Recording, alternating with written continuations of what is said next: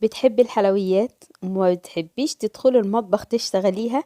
تعالي هنعمل حاجة سهلة وبسيطة وسريعة وهتعجبك جدا. بسم الله الرحمن الرحيم، برحب بيكم جدا مشاهديني الكرام في كل مكان. كل سنة وانتم طيبين. احنا بنختم السنة اهو، فاضل لنا ايام معدودة وان شاء الله نخش سنة جديدة، ربنا يجعلها سنة خضرة عليكم وسنة سعيدة، سنة مليانة بالرزق وراحة البال. محدش يقول طب ازاي والظروف والحكاية والرواية، ده ربنا من فوق 7 سماوات قادر يقلب الحال لأحسن حال يا رب. ربنا يغير حالكم لأحسن حال، اللهم آمين آمين آمين، وانا وياكم باذن الله. قلت النهارده اعمل لكم حاجه حلوه، وصفه سريعه وسهله، ولا بيض ولا دقيق ولا اي حاجه خالص. وهنعمل حاجه يعني ممكن نقول عليها ميني جاتو، بس حاجه سهله وسريعه مش هتاخد منك وقت ولا تكاليف كتير. تعالي شوفي هنعمل ايه.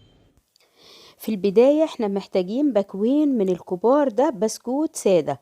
بس لو ما عندكيش وهتشتغلي ببسكوت لوكس مفيش مشكلة، اي بسكوت سادة انت بتحبي طعمه. ونص فنجان زبدة، معلقتين كبار سكر بودرة، ومعلقتين كبار كاكاو.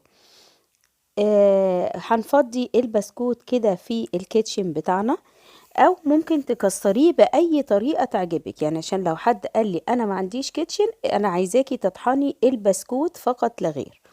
خلاص، فانا فضيت البسكوت كله اهو. كل الكمية اللي معايا حوالي كام جرام دول يا حنون؟ انا فضيت باكوين لوكس وباكوين من الكبيرة دي، بس ادوني كمية كبيرة. يعني تقدري تشتغلي بباكوين بس اهم. معلقتين السكر البودرة عشان يتقلبوا كويس، وكمان المعلقتين الكبار كاكاو خام عادي، لو عايزة تحطي نسكويك حطي اللي يعجبك يعني، او المتوفر عندك.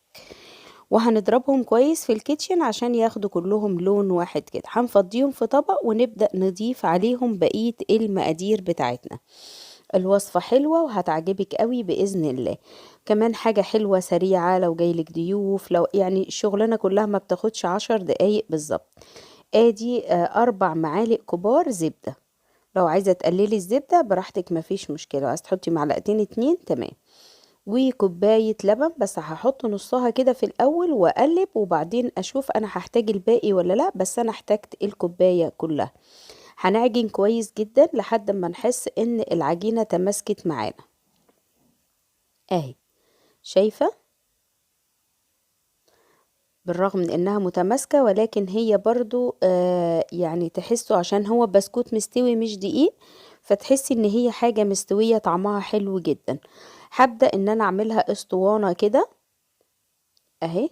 وبعدين هقولك على شكل تاني برضو ممكن تعمليه، يعني لو مش عايزة تعمليها اسطوانة وتلفيها في ورق الزبدة، ممكن تعمليها كور. اوكي، وهوريكي ازاي برضو.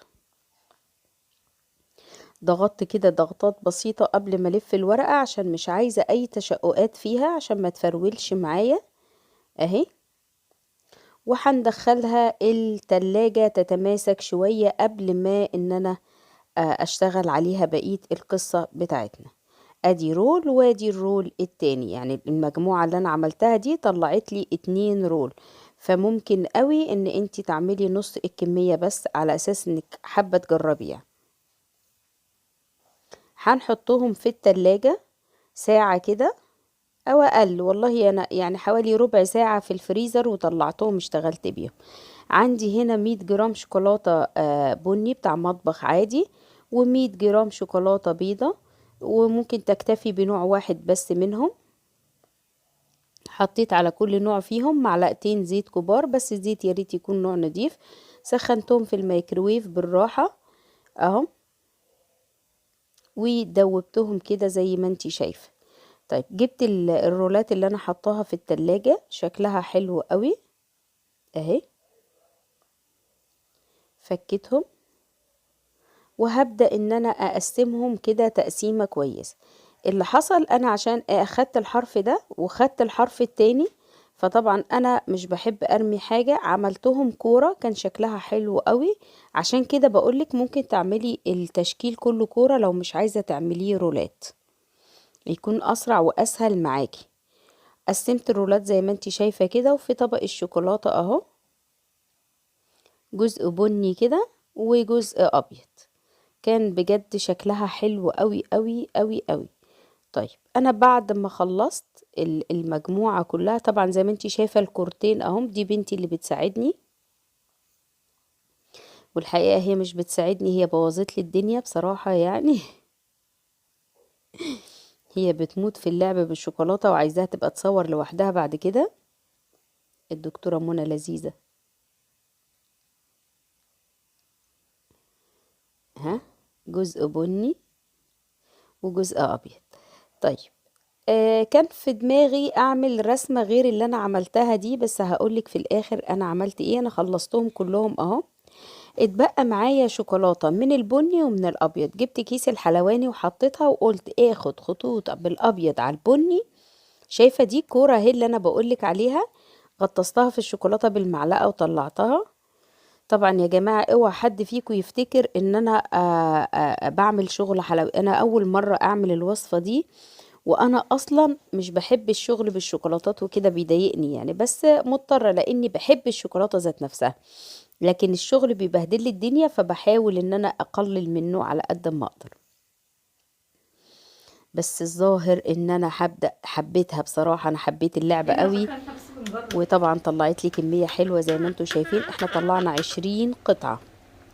الكمية دي طلعت 20 قطعة. طبعا في ظل الظروف اللي احنا فيها دي تعتبر حاجة اقتصادية وسهلة، ولا بيض بقى ولا دقيق ولا حاجة، احنا اشترينا البسكوت واشتغلنا عليه اهو. كمية حلوة قوي تنفعنا في الضيافة في اي وقت. وفي النهاية وصفتنا البسيطة السهلة بتمنى انها تعجبكم يا رب، وبتمنى ان لو حد فيكم جربها يقول لي رأيه ايه، وهل هي فعلا بسيطة وسهلة ولا لا. عشان انا مش شاطرة في الحلويات زي ما قلت لكم مرات كتيرة جدا، وبحب اعمل الحلويات الاقتصادية والسريعة اللي ما تاخدش مني مجهود كبير، وبعتقد ان الوصفة دي كده، وبتمنى ان انتوا تجربوها. السلام عليكم ورحمة الله وبركاته. ليه في بقى البلانشة الطبيعية اللي انا عملتها عشان مش باينة؟